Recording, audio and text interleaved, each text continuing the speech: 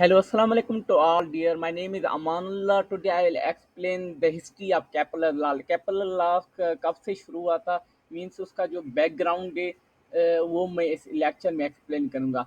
तो सबसे पहले हम आते हैं साइंटिस्ट पर.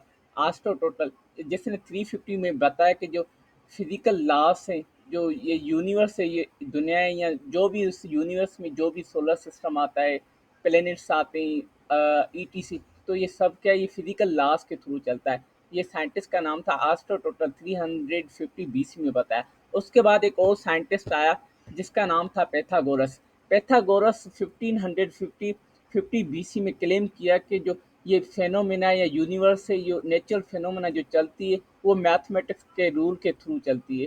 ठीक है, ये था साइंटिस्ट ने एक फार्मूला भी दिया था मैथमेटिक्स का.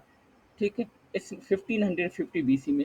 उसके बाद यूनानी लोग थे, एंशियंट ग्रीक से, उसने बिलीव किया कि जो अर्थ है वो सेंटर्ड है. ठीक है, जो अब थ्योरी चलती है वो ये चलती है कि सन सेंटर्ड होता है. लेकिन जो पहले जो थ्योरी स्टार्ट हुई थी, जो यूनानी लोग थे, ग्रीक्स, एंशियंट ग्रीक से, उसने बिलीव किया कि जो अर्थ होती है वो सेंटर्ड है. तो इसने एक डायग्राम, एक मॉडल बना के दिया था.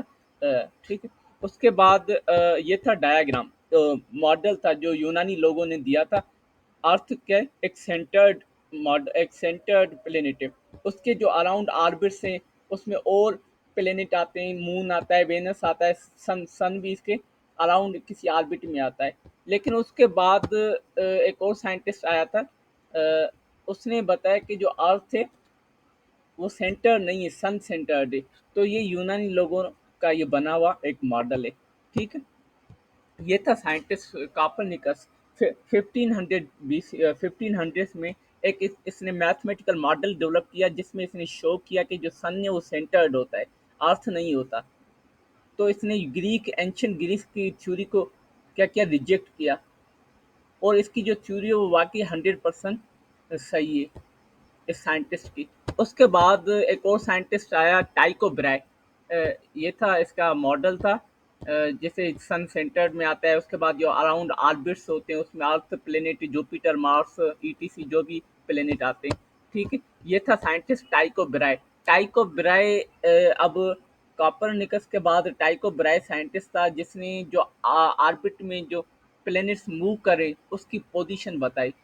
ठीक है, टाइको ब्राय ने पोजीशन बताई 1500 में.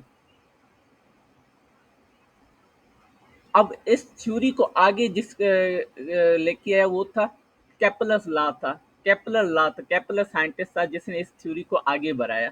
ठीक है, ये था केपलर. 1600 में इसने बताया कि जो प्लेनेटरी ऑर्बिट है, जो सन के चौधारी जो ऑर्बिट में प्लेनेट्स मूव कर रहे हैं, तो उसकी जो स्पीड है या उसका शेप है, उसकी साइज वगैरह ईटीसी इस कैपलर ने बताया. तो आगे हम लेक्चर में इस कैपलर लॉ, 3 लॉस डिस्कस करेंगे.